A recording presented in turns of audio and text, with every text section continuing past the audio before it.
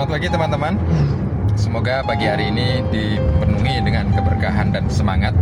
Hari ini saya akan membacakan salah satu chapter dari buku Profit Maker karangan dari Bapak Arli Kurnia. Yang pertama ini terkait dengan apa yang dibutuhkan market. Banyak orang sering bilang bisnis kuliner pasti laris karena semua orang butuh makan. Bisnis pulsa pasti besar karena semua orang perlu pulsa. Dan mungkin Anda sedang berpikir juga demikian. Ya nggak salah sih, tapi kurang lengkap. Bisnis kuliner pasti laris karena semua orang perlu makan, tapi nggak semua orang mau makan di warung Anda.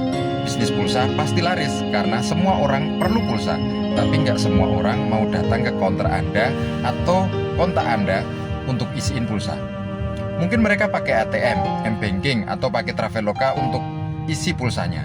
Nah, orang awam sering berpikir terlalu polos tentang hal ini. Maka saya berusaha membuat mereka lebih realistik lagi. Jangan sampai pikiran tersebut yang belum lengkap analisanya dijadikan sumber dalam mengambil keputusan berbisnis. Alhasil, banyak orang cuman modal pikiran tersebut nekat pinjam bank dan buka usaha rumah makan. Dan bukannya untung, malah 2 tahun kemudian tutup mengenaskan gara-gara kebebanan angsuran. Jika Anda sedang mengenali kebutuhan market, mari kita bicarakan dengan lebih lengkap. Mungkin di sekolah dasar kita mengenal adanya kebutuhan primer, sekunder, dan tersier. Ya, itu benar, tetapi janganlah kita jadikan patokan untuk berbisnis. Mentang-mentang makanan semua orang butuh belum tentu kita akan laris jualan makanan. Karena yang jualan makanan tidak hanya kita. Dalam kesempatan ini saya ingin bahas apa sih yang sebenarnya dibutuhkan orang.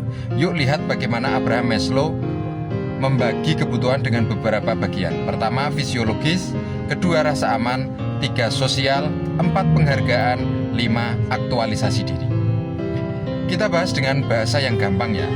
Maksud dari fisiologis adalah kebutuhan pokok, sandang, pangan, papan, orang butuh makan, butuh pakaian, dan lain-lain. Ya, kebutuhan dasar. Dan seringkali orang awam bisnis langsung tembak bahwa konsumen butuh pakaian. Padahal pada dasarnya konsumen bukan perlu pakaian untuk menutup aurat saja. Kebutuhannya membeli bukan berdasar kebutuhan tersebut, tetapi mengapa mereka melihat tren, model, dan warna. Ya karena mereka bersosialisasi. Pakaian itu dilihat temannya. Dan kalau nggak pas warna dan modelnya, tentunya akan mendapatkan respon yang tidak nyaman. Nah, berarti penjual pakaian tidak hanya menjual kain yang dijahit, tetapi mereka menjual sesuatu yang lebih daripada itu, yaitu penghargaan. Jadi, fokus iklannya adalah memberikan imajinasi yang tepat di benak konsumen setelah memakai pakaian tersebut. Penghargaan seperti apa yang dia dapatkan? Mungkin konsumen membayangkan, ih, bagus banget, beli di mana? Atau dia membayangkan temannya bilang, ini model terbaru ya? Atau apapun yang menimbulkan perasaan senang. Ya, penjual pakaian bukan menjual kebutuhan dasar, tetapi kebutuhan di atas itu, yaitu penghargaan.